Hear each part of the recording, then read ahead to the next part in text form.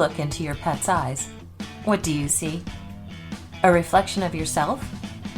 A glimpse into a world untamed by human expectations? Or perhaps just a creature sharing the same space, navigating this chaotic world alongside you? Welcome to the Companions Collective, where we dig into the human-animal bond and uncover the messy, beautiful reality of it all. I'm Angela Schneider, your guide through the depths of our shared connection with our companion animals. Join me as we explore the tangled web of love, loss, and everything in between that defines our relationships with the creatures who know us best.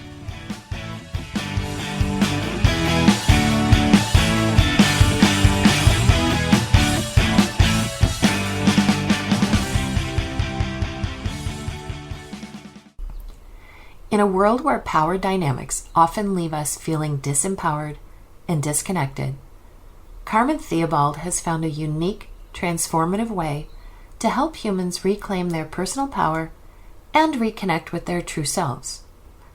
Through her work at Horse Sense North, Carmen harnesses the healing power of horses to guide individuals on a journey toward empowerment and authenticity. Carmen believes that true empowerment comes from a place of balance and heart-centeredness.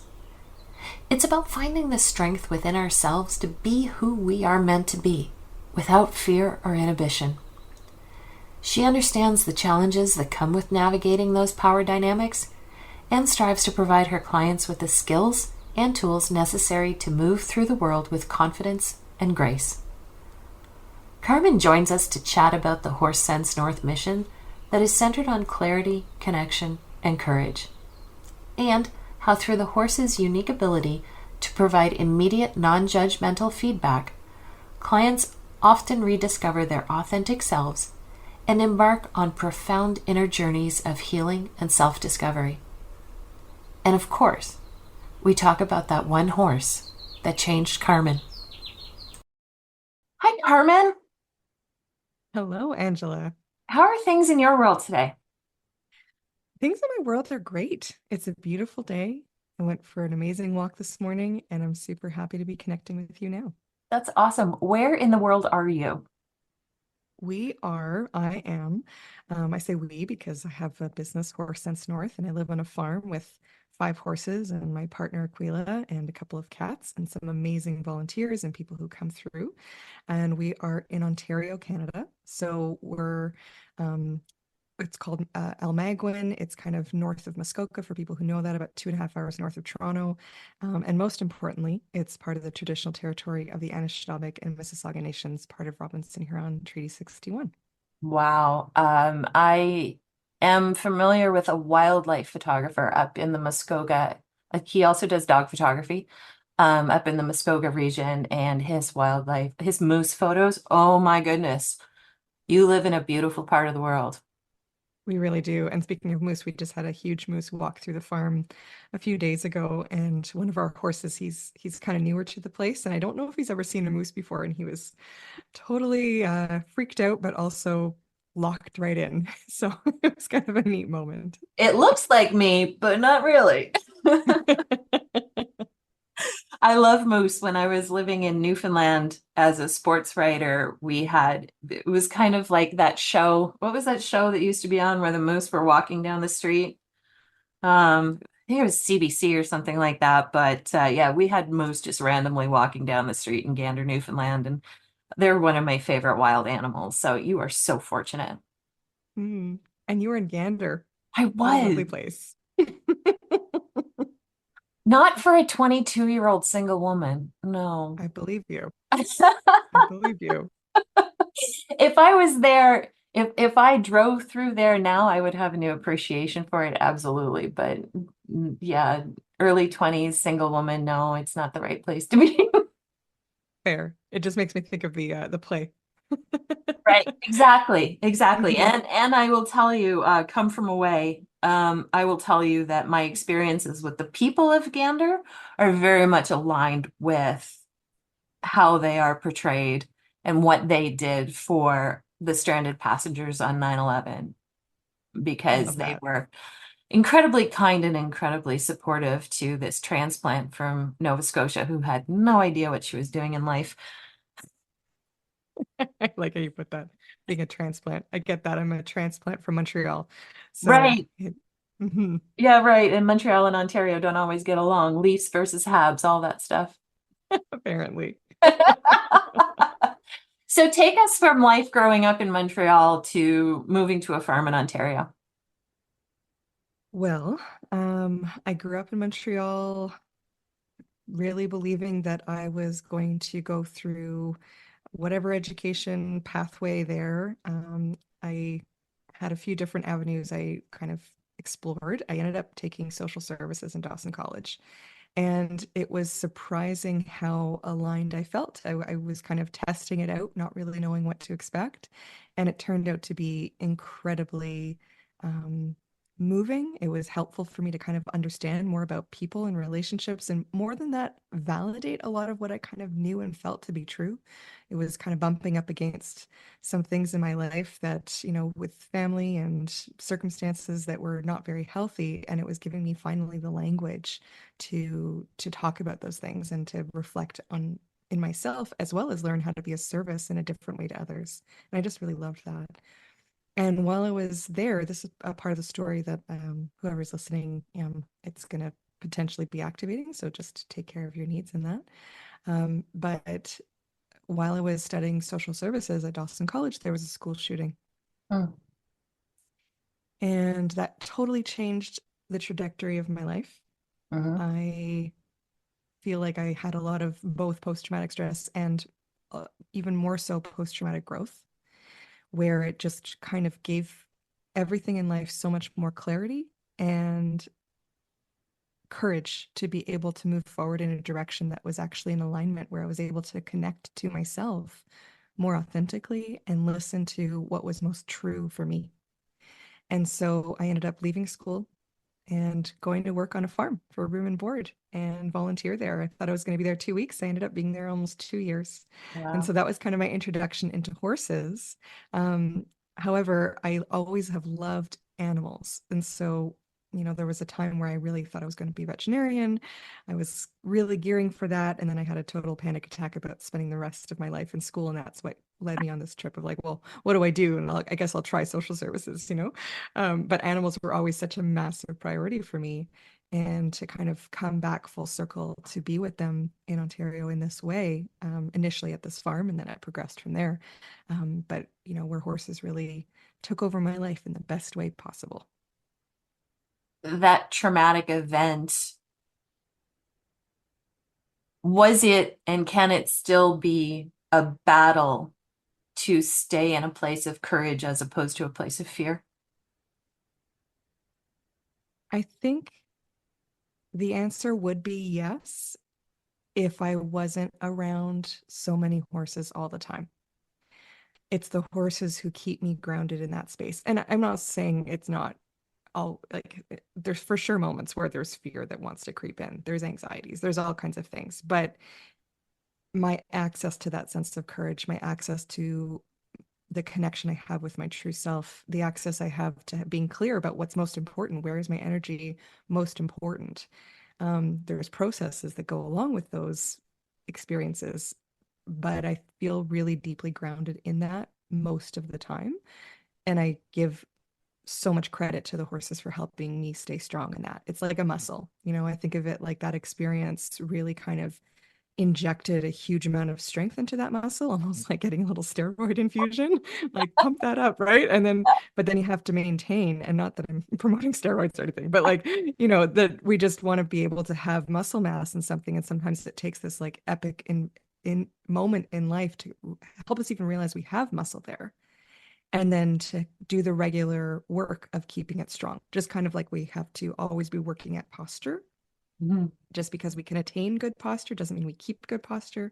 Same thing for this, in my view. And so the horses really help me learn how to stay connected to that and maintain good posture with connection to clarity, connection, and courage.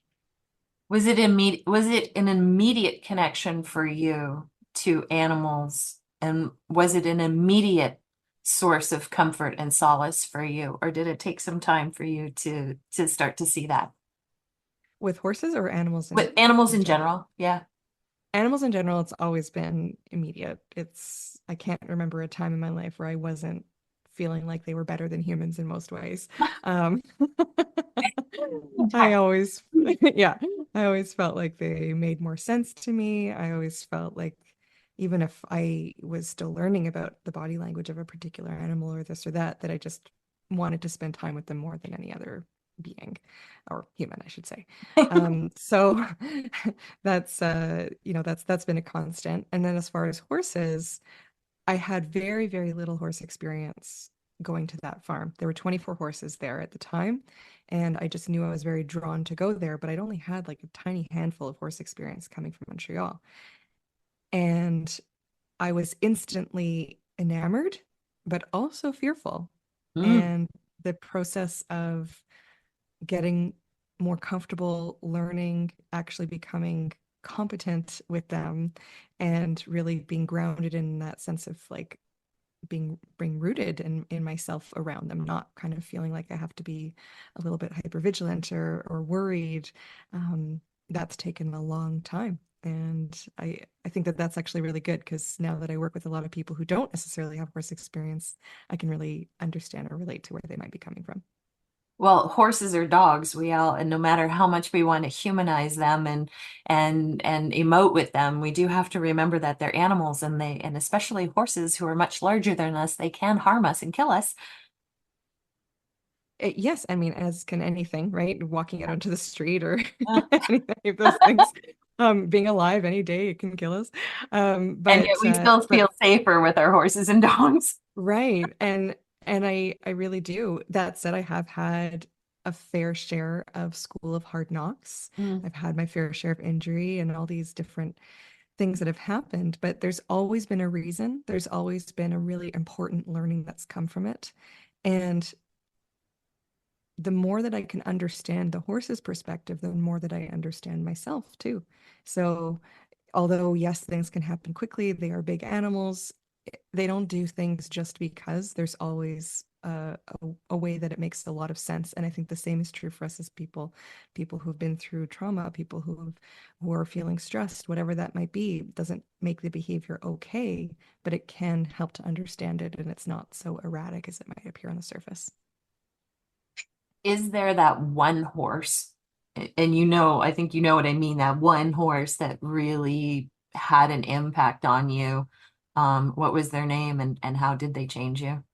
Mm, Oh, I can see it in your absolutely. smile.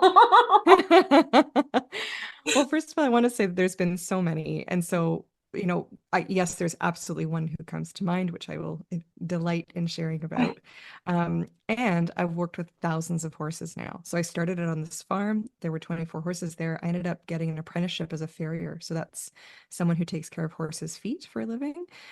So it's like a podiatrist for horses or, an official foot doctor.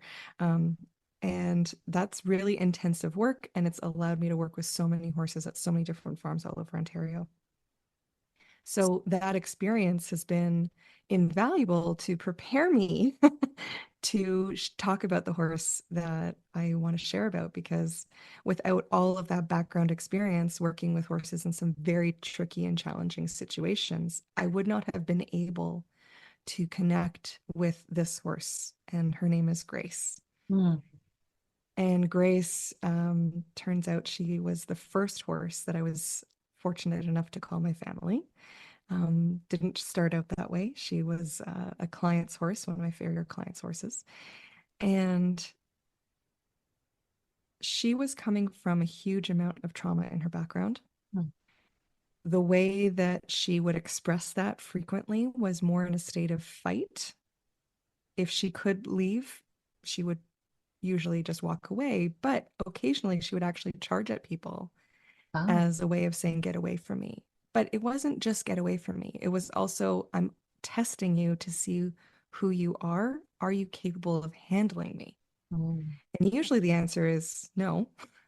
Yeah. Because even if people can be really kind of like tough and strong with horses, it doesn't necessarily create a sense of trust. There has to be this kind of embracing of paradox where we can be both strong and kind at the same time. where we Mhm. can be powerful and gentle at the same time. And so what that looks like and looked like in the moment where I knew Grace and I were going to be spending the rest of our life together, or her life at least. Um, I worked with her this one day, and this client was trying to sell her, but I didn't think I was going to be able to take her at the time. She convinced me otherwise, but she charged at me in this situation. It was in this loose area. It was a beautiful sunny afternoon, and I was warned not to go in with her in this area loose. Like, she's much better if she has a lead on her or something, because then she kind of feels like she's doing her job and has a little bit more structured parameter. But when she's free to make her own choices, she has more of these behaviors that come through. And especially in this kind of scenario, it was kind of like a trigger environment for her. Mhm. But that's exactly where I wanted to meet her at. That's exactly where I wanted to understand her more. If I was going to spend time with her in this way, I wanted to know her, even if that meant the difficult parts. And I had enough horse experience at this time to feel confident in that. So I was like, well, I'll put my professional head on, I'll take the liability, and I'll just see what happens. And I just felt so strongly that as she was kind of sussing me out from far away, I knew she was going to test me somehow. But I also knew that it wasn't her trying to have any kind of malice. It was her trying to feel if she was safe. Mm. And so she charged me from about 200 meters away, full horsepower. She's a huge horse. She's like 1,500 pounds, Oh my. and full speed gallop toward me. And I got really grounded, and I took my deep breaths and was really in my body, and with confidence, but also calm, asked her to stop, but kept my heart open. Mm. And I think that's really the key, is can we be assertive and set our boundaries without closing or constricting our heart? And being able to do both at the same time, she screeched to a halt just at the last moment. And we kind of took this moment of recognition of each other and feeling who each other were. Mm. And then we were like deeply connected. If I would walk, she would walk. If I would trot, she would trot. If I would turn, she would turn. Like, she was just mirroring all my movements, mirroring every breath. We had other things that we did that day together that were easy and fluid and just magical. I don't even know how else to say it. And she ended up becoming the first horse that I called, as I was mentioning, part of my family. I was her caregiver. And this was about 10 years ago.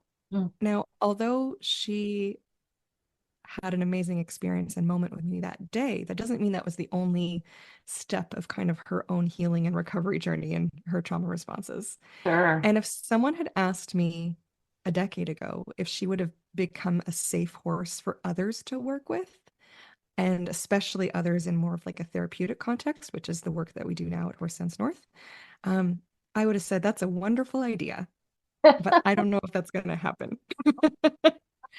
Well, it absolutely did. Wow.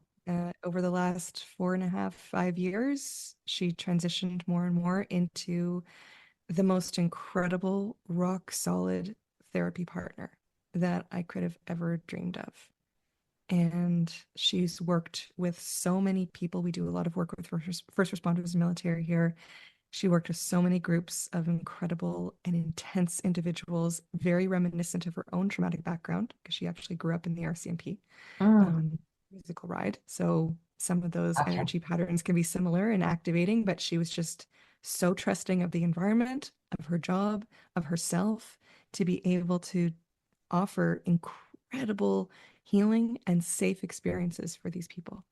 So she's really the one, when you ask, is there one horse? 100% Grace, for so many reasons, for myself, for our relationship together, and for our relationship as partners working with other people. Is there anything specific that she's taught you about yourself? Mm, so much. I think we have a lot in common. I know we have a lot in common. Yeah. Um, she's taught me that that's what healing needs to look like for me too. The way that I show up for her is the way I need to show up for myself. Hmm. The way that I get to practice that I used to be able to practice with her. She's passed away now last year. I'm so sorry. Thank you. Yeah. Yeah, but it's nice to talk about her, Yeah. and she still influences everything we do here. She taught me that I can do things that I didn't think I was able to do. Hmm. both in watching her do things she didn't think she was able to do and also helping her do them. Yeah. Both has helped me learn to do the same. Of course, her Um, energy will remain with you forever. Forever, She's part of you. 100%. You have such a beautiful story with her. Mm, Wow. thank you. So now, how did all of this come to becoming a life coach? And what does that mean to you? And where did the whole idea, you got me crying. Where did the whole idea of Horse Sense North come from? Well, um, as I was doing my farrier work, this is a job that, for those who may not know, I'm putting a horse's leg through mine. I'm taking care of their foot. I'm maybe putting shoes on them, doing all kinds of things to them in this very vulnerable way for them because I'm lifting their leg, taking away their ability to have their most prominent defense mechanism, which is flight, right? Horses, they're fast, they run. That's their most easily accessible way to keep themselves safe. When you lift their leg, that takes some of that ability to get away quickly away. So a lot of horses are resistant to it. Maybe they're having some pain. Maybe they have their own traumatic backgrounds. Maybe they are not feeling safe in the environment that they're currently in or not seen or they're not getting their needs met in some way. And so then I come along and I'm like, I want you to do this with me so that I can do this very physically demanding job and stay safe at the same time. And that can be a tricky endeavor. So our insurance rates are actually the same as military, as not as first responders, as farriers, Wow. because the job can be so dangerous. We can literally get kicked out of the business anytime. And so, metaphorically and literally. But the good thing about that is that it made it so incredibly clear for me. The most important tool in my farrier toolkit is my ability to be in relationship with these horses, is my ability to learn more and more about myself, to learn more and more about them, to learn about what's happening between us, to have awareness about what's going on around us, and to take actions that are contributing to safety and connection, not taking away from it. And so that in very intensive kind of exploration of figuring out how to do that and failing at it miserably sometimes, falling flat on my face, literally, all these experiences of really kind of testing that and strengthening those muscles, it kind of brought me back around to my social services roots. Hmm. When I left Dawson College, when I left Montreal, I really thought I was leaving the land of humans for good. I was like, okay, I gave up on my animal dreams, and then I went into social services, and then there was all this stuff, and you know what? I'm done. I'm Yeah, gonna go into nature and like that's it. I'm out. I'm out. I'm done. I'm out. But being with horses in this way and working with so many of them, I was just learning so much about myself as a person because I was learning to be more like a horse. And learning to be more like a horse helped me have more access to my vulnerability, helped me have more access to my strength, helped me have more access to all kinds of things that are just deeply impactful in all other relationships I have as a human being. And I wanted to kind of figure out how do I build a bridge between horses and other humans so that other people can have some kind of helpful, maybe even transformational experience themselves. And as I was going through this farrier life, I was doing huge deep dives because I'm very geeky and I love learning. And I was just learning so much about horses in lots of ways. And I came across some books from different people doing similar kinds of work that I was envisioning.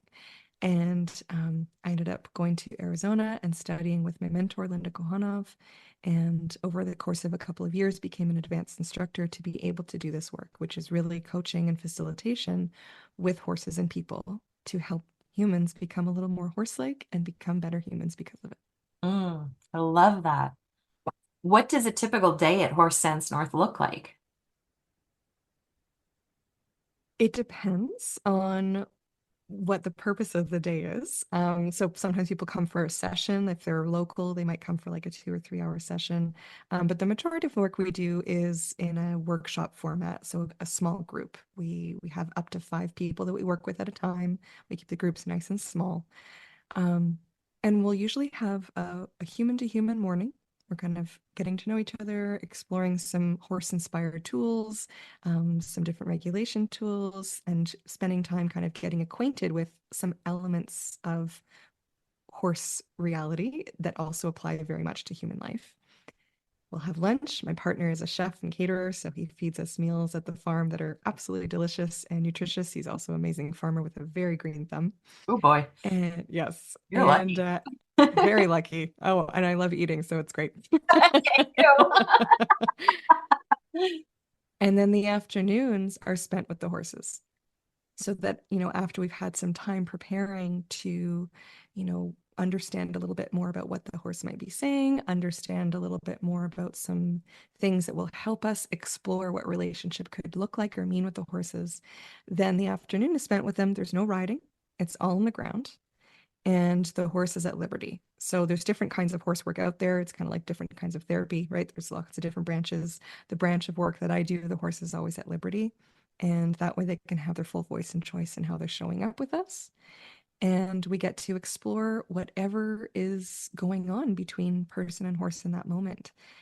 There's no right or wrong way.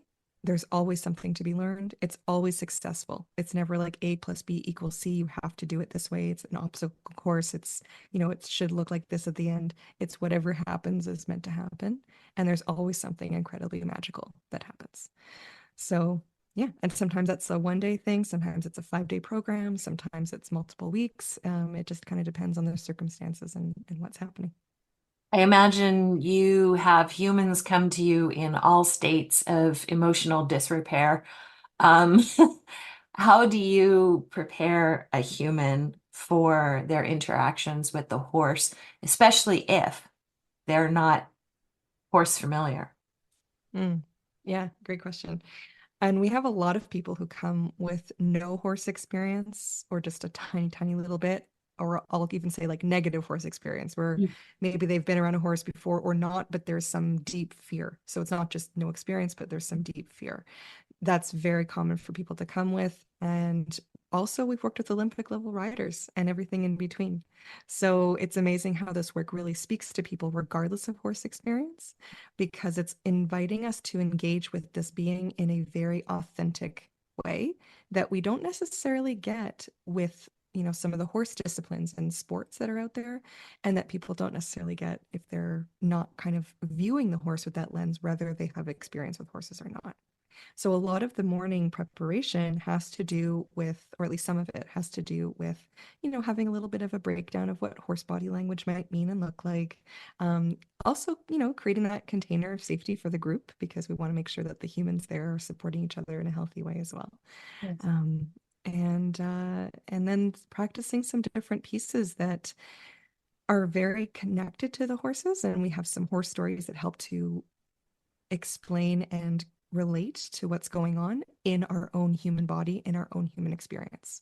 So, very much, how do we become a little bit more embodied, allowing our physical self to be part of the conversation and allowing that to translate over not only into our horse experience in the afternoon, but into the rest of our life.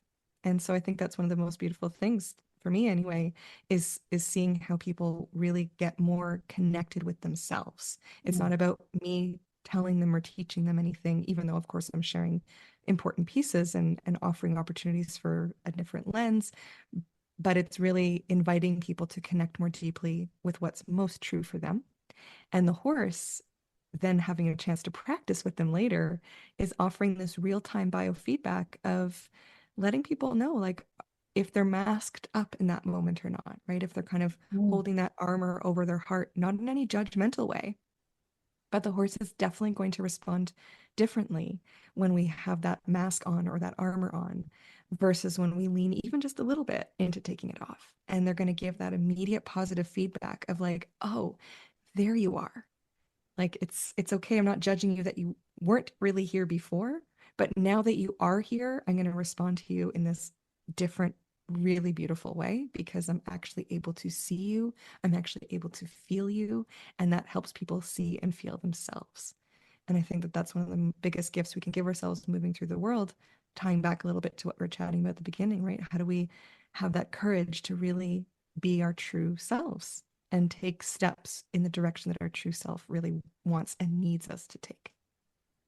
As diverse as your clientele can be, is that the common thread that you see within them all, that we are not necessarily in touch with ourselves, and that is why we are breaking down individually within this chaotic society.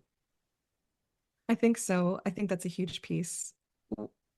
Horse sense north, to me, horse sense means these three pieces that I kind of mentioned a little bit earlier of clarity, connection, and courage. And I think the horses really help us develop all three, and all three are really necessary because it's one thing to be clear about what our true self is experiencing and expressing and what's clearly happening with ourselves around us. That's a really important starting point, that point of awareness. But it's not enough to just have awareness. We also need the connection, like really connecting deeply to that part, not just saying, oh, there you are again and brushing it off, but actually making space and caring deeply and feeling, connected to that part in a way that makes it the most important Mm. because it's trying to be already. And so we're making space for it to be. And then courage to actually allow it to be in the choices we make, in the movements we have, in the way we express ourselves to ourselves and to others, not just outwardly in the world. Right? It takes a lot of courage to start to really prioritize what is feeling true, not just what we think should be. And so, that again, not to say that feelings are always the direction we need to go because they sometimes are connected to hard things in the past and all this stuff. But if we make space for that, if we allow it to be okay to feel all the things, then we start to make space for what's really deep underneath all of it, which is our most authentic self. So, yes, I think you're absolutely right that that through line is there for people. It might show up in different ways. It might show up where people really know themselves, but they don't have necessarily the courage to kind of step into their power Mm. and do the thing that they know they need and want to do. It might show up in a way where they have no connection to themselves. It's almost like they've been out of their body for so long. They're there, but they're not really there. I see Mhm. that a lot. Mhm. The horses are so skilled at helping us come back into our body, Wow. helping us become more whole again. So, whatever kind of aspect of ourselves feels a little bit disconnected, maybe some atrophy in the muscles that make us whole, they help us strengthen the muscles that make us whole once again so we can finally feel more alive and really like we're who we're supposed to be in this world. Do you ever imagine the horses talking to each other and going, boy, those humans are messed up? Yes, but not in a judgy way. And actually, I have a really neat, funny example about this. So we have a new herd member here. So Grace, she passed away last year, Yes. and we took several months before we integrated a new herd member to take her stall and to slowly become prepared to do the work that we do as well with other people. Um, and then this horse came through my awareness, and he was perfect. And his name is Loki, and he's incredible. And yeah, he's never going to replace Grace, and I don't need him to. He's just unique and amazing all on his own. And he has a long way to go before he's like working solidly with people. And he's progressing beautifully, but he's in the newer part, the earlier part of his learning journey in certain pieces. And so we had our first group of first responders come through the farm since his arrival here. And we had our program, it's called Above and Beyond, and this is for first responders and military. And there were 5 individuals who were here. And day one of the program is always a little bit more emotionally charged because people are just arriving, they're landing from their life that is usually from a very challenging position at the moment, in some way, shape, or form. So there's a lot of, stuff going on. And the other horses are knowing exactly what's happening and they're prepared for it. And I can see how they're already kind of planning who's doing what and just how they kind of organize themselves. Another thing to note is that they're always volunteers. Like we never go out and say, you, this horse, you're working with this person. And the person never chooses the horse. It's the horse that chooses to work. So Nice. there's always a volunteer. There's always that partnership where they're really kind of honored, as well as if they say, I don't want to work today. We're like, cool, that's a fair decision. That's their choice. That's totally your choice. And that allows them to be very enthusiastic about when they say yes, it's really a yes. So all the horses at the farm, we have 5. So the other 4 are really knowing what's what, because this is familiar to them. But Loki, this new horse, He has quite a bit of energy and he can kind of get dysregulated a little bit easily right now. And so the first day of the program, he's going, oh my gosh, like he's just so worked up. He's doing circles, he's running around, he's bucking, he's rearing, he's looking at the other horses like, why is no one else freaking out right now? Like there is so much energy in the air. I can hardly handle this. And then he would have his freak out moments, and then he'd come back to the fence and stare intently and directly at the arena where we're doing our work with the people. And he's like, I feel everything that's going on. This is so intense, but I can't look away. And then he would like, there would be a pause and he'd go for a big run again. And like, he was just so into it, but overwhelmed at the same time. Ah, And to see the other horses, they would have these little like conversations or meetings with him before going to work with a client. And then upon return, they would just stand with him and he'd be like looking at them with this kind of frantic look. And they'd just be like super steady and calm. And it's like they're having this silent conversation where they were helping him understand what was going on. oh, And day two, that would happen, that happened again, but a little bit less intensity from Loki. Day three, still the horses were having these little like sidebars with him every time they'd go back to the field during the day, all these moments. And by day three, he's like, okay, okay. And he's starting to feel the energy shifting in the group, and he's like feeling everything going on. And he's like, oh, this is really cool. And now he's like settling and just super excited. And so by day four of the program, um, I knew he was ready to dip his toe or dip his hoof in the water. And so we had the perfect situation. There was a client who was really ready for that kind of more growth expansion experience with Loki. I knew it would be safe. I had set it up really well, and Loki had his first experience with a group, and he was ready, and he showed us he was ready, and he went through his own process of like, I get it now. And so, back to your original question, I don't think that they're saying anything like, I can't believe these humans, oh my God, like they're not judging us, but they are definitely feeling everything. yeah, And if we're not in an environment with them that really sees and supports them in their experiences, yeah, I think horses do really dislike people sometimes. yeah, Um, just like we would, right? If we're not being seen and feeling safe sure. and not being supported, we would be pretty resentful about that too. Grace, she was incredibly resentful about humans. That was everything to do with her behavior at the beginning. Mhm. But when they're in an environment where they are actually really supported and seen in that and they can feel safe, then most horses, I won't say all, but most have a real desire to be of service to help in the healing process. Mm, So it's not judging us and like, oh no, look at that person. It's, oh, that person's really hurting. mm, That person's really struggling. And they're not going to people please us about it. They're not going to try to like coddle us. Sometimes they're showing up as like a really loving caregiver, but sometimes they're like, it's okay. I'm just going to give you space and wait for you to make the inner shift that I know you can make. I'm um, not judging you about it. I'm holding space with compassion. And I'm right here the second you shift into more authenticity. I'm right here waiting for you. so I was going to ask if you have to help the horses decompress in some way at the end of a workshop or the end of a day, but it sounds like they're pretty capable of doing that on their own. I would say yes, and they're definitely Yes. capable of doing it on their own. And they have some of their own stuff that sometimes bogs them down. So, in certain moments might be a little bit trickier for them. So we do make sure that they get regular body work and, um, just really give them a huge amount of TLC and care between sessions, between programs, making sure that their no's are respected, not just working with a client, but if they don't want to be touched in that moment, we're not going to touch them just because we want to touch them, right?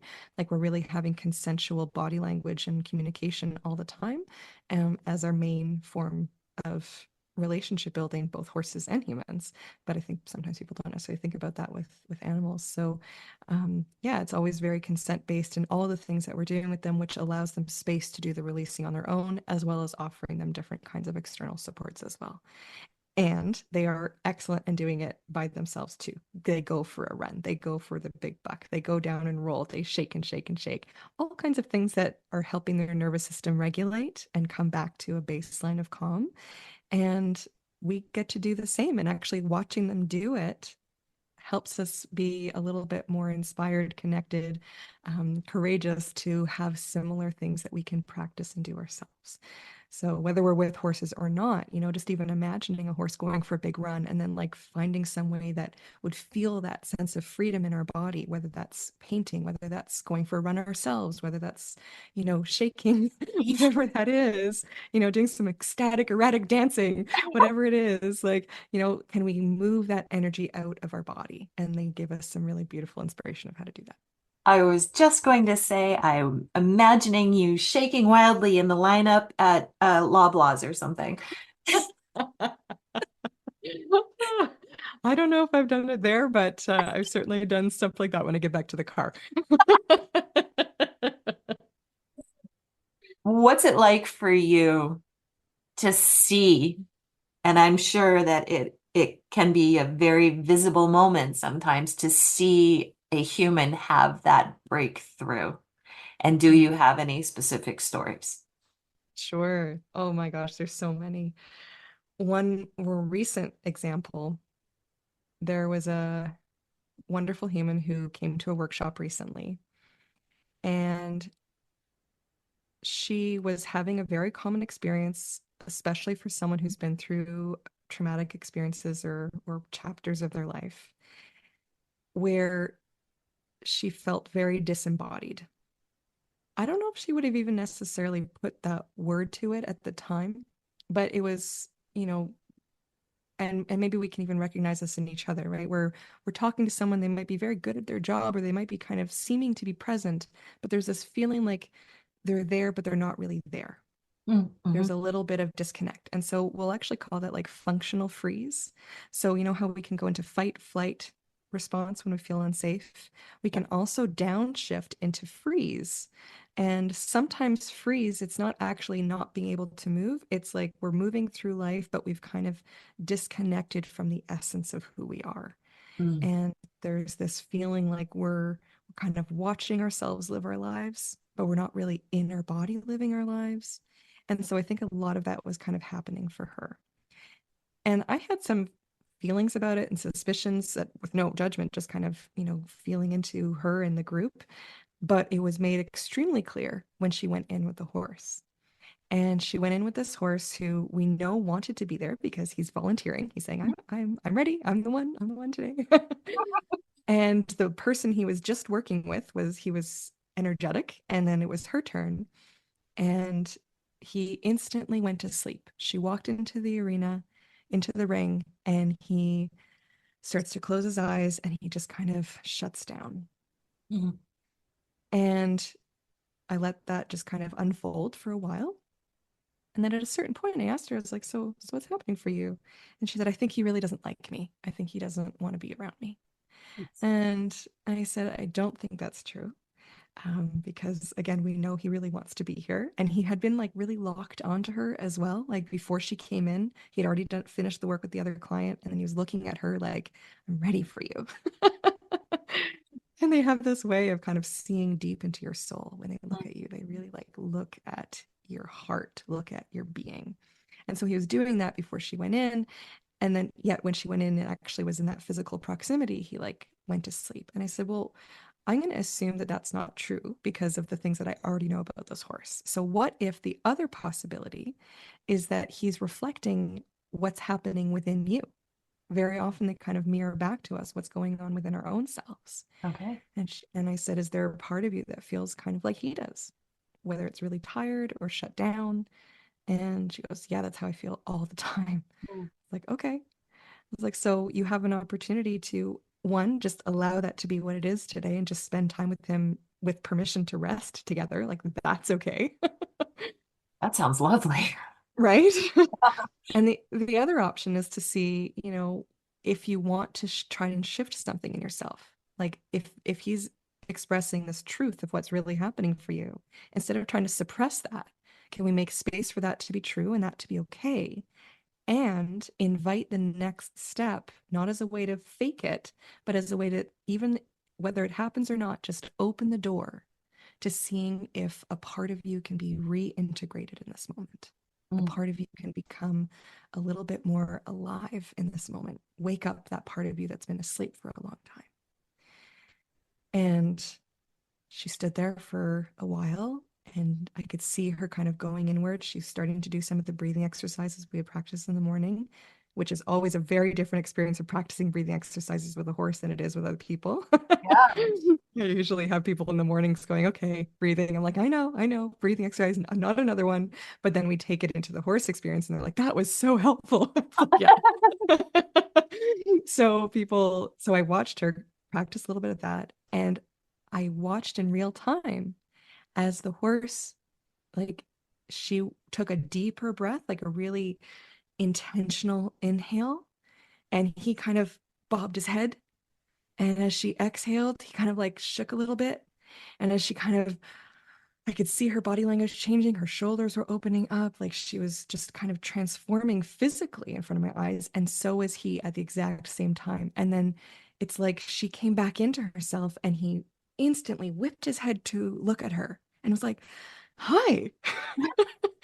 And she was laughing and he was all over her and nuzzling in her neck and like Wow. almost licking her face. Like he was just so enthusiastically connecting with her. And she was giggling and crying and laughing and just like releasing. And I it's like I was privileged to watch someone literally come back to life. Wow. And the person who came out of that ring was so dramatically different from the person I had known for the previous 4.5 hours. Wow. It is incumbent upon her, though, to carry that forward into her day-to-day life, right? For sure. And I think it's fine that there's kind of ebbs and flows with that. But I think what's really important is that we know we can. Hmm. So even though the horses are giving us a power boost, so to speak, and it is different and sometimes more difficult with humans, we have the body memory of it happening. We have something to anchor us back to like remembering what that felt like, something to help anchor us back in that it's even possible to make the shift to get there. And I'll hear that from a lot of people who either keep returning or send an email, whether it's a month later, a year later, kind of giving a little update about what's happening for them. And it's really common for people to say how the horse experience continues to unfold in their life, continues to support and inform them that those, that 20 minutes, half an hour experience with the one horse has impacted deeply their relationships, their reality, the way that they're making choices, their whole experience of what it means to be living in a very, very different way. So, whether it's in a huge way or a subtle way or somewhere in the middle, there's always some kind of, I would say, deep transformation that occurs. I don't think I've seen a single session where there's not some kind of transformation that's really connected to that most deep essence of who we are. What advice would you give to someone who wants to develop a deeper connection with their horse or maybe their dog? Would it apply to any animal? Mm. I believe it would apply to any animal, what I'm going to share. And it's kind of connected to what I was saying around consent. Hmm. I think that there's with no judgment, because the reasons why we struggle with this is because as humans, we're usually in environments where we have not had full consent for body autonomy, where we have not had, the sense of real safety that comes from being in an environment where we are deeply respected. So that is a conditioned thing that we are carrying with us and that we learned and that we then transmit into others around us. Hmm. The animals provide a really lovely opportunity to practice noticing when they're saying no and respecting that. And I'm not saying like for training, like, yes, we have to be able to shift that at some points, right? If they're being quote unquote stubborn, but there's always a connection to something else. And I'd say it's really especially important for like things again, like physical touch. Can we find those moments where it's a yes from both parties? And if that means having a no for an extended period of time, that doesn't mean we can't be connected to them. In fact, I think the most beautiful connection can sometimes happen at a bit of a distance. So, can we slow things down so that we're actually being present, both in how we're feeling and listening to how they're feeling, and taking it one step at a time. So it doesn't have to be one big experience all mushed together. It can be this moment, and then the next moment, and then the moment after that, and allowing it to unfold without the pressure of trying to make it something that the moment doesn't actually say it is. We as humans want to control everything. Um, I call Bella a staunch feminist because she is very much my body, my choice. You're not getting near me with those nail clippers. I hate brushes. She will let our groomer near her with a brush and a nail clipper, but me and my husband, no, absolutely not. She's very permission based. When I'm able to let go of the control, the desire to control her, we have a better relationship. How do we as humans be better at letting go of that desire to control? The big question. Yeah. And a beautiful question. I love that you went there. A few things come to mind. Giving ourselves permission to be who we are is going to release some of the pressure to control others. Because if we can feel more safe and connected with ourselves, then we're less dependent on other people's behavior to find that sense of safety and connection. Mm. It can be really a lovely gift when we experience it with and from others, but we're not reliant on it to have that foundation of rootedness in who we are. We can have it regardless of what they're doing. So building more and more of a practice around finding ways to do that, whether that means coaching, therapy, horse experiences, books, podcasts, walks, yoga, all those things add to that foundation of security in who we are. So the more security in who we are we can build, the less that nagging need for controlling will come in. And the other thing I'm thinking about is practicing opening up our heart. Mm. So, sometimes for people, control is maybe it doesn't look the way that we might be talking about. It might look the way of like people pleasing, right? But it's still some kind of way of like controlling the environment and from this place of constriction. So whether it's like I'm trying to tell them what to do, or whether it's I'm trying to give them what they want so that eventually I kind of some way get what I need, you know? But either way, we're operating from this place of constriction, like our heart is being squeezed and armored up and held tight and protected behind these walls of invincibility Mm-hmm. of some way. And so, can we have this practice of making space for our heart again with ourselves so that it can actually show up in the things that we're doing? Because there are times where we have to actually step into a more assertive place. Mm-hmm. And how does it go, stay in assertive and not become aggressive? How does it stay in healthy relationship building, even if it means we have to actually, take charge versus being controlling? And I think that there's a real difference there. And a big part of that difference lies in that paradox I was talking about with grace. Can we learn how to be strong and vulnerable at the same time? Yeah. Can we learn how to be powerful and gentle at the same time? Keep our heart open while being deeply rooted in our power. Wonderful. I often tell my friends to get down on the floor at eye level with your dog and make eye contact gently, because eye contact can be an aggressive thing for dogs, but to just open your heart and see what you see in your dog's eyes. For me, it's been revelatory. What do you see when you look in your horse's eyes? I love that. I see everything. Mm. The I universe. appreciate that. And I understand that. Yep. But go on. Yeah, and I think, as a take home, people can experience with this some horse inspiration or dog inspiration that doesn't necessarily require that physical presence. I think what helps or what it inspires in me when I look in their eye, again, it kind of comes back to that place of slowing things down. Mm-hmm. So if there's one tool, can we take a pause and breathe? Even if it's one extra breath, it doesn't have to be this whole meditative practice. Mm-hmm. It's just slowing it down enough so that I can take one deeper breath right now. And just landing in the present moment. And so looking in their eye, it helps me land in the present moment in a way that opens up everything else.